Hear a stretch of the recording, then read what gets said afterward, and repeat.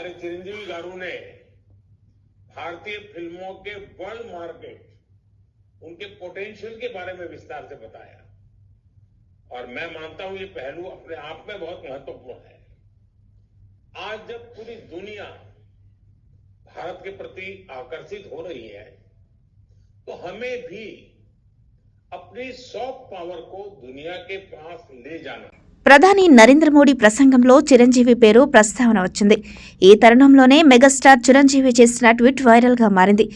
ప్రధాని నరేంద్ర మోడీ ప్రసంగంలో తన పేరు రావడంపై సంతోషం వ్యక్తం చేశారు. ప్రధాని Modi world audio visual entertainment summit కోసం అడ్వైజరీ బోర్డులో భాగం కావడం సంతోషంగా ఉందని తెలిపారు చిరంజీవి.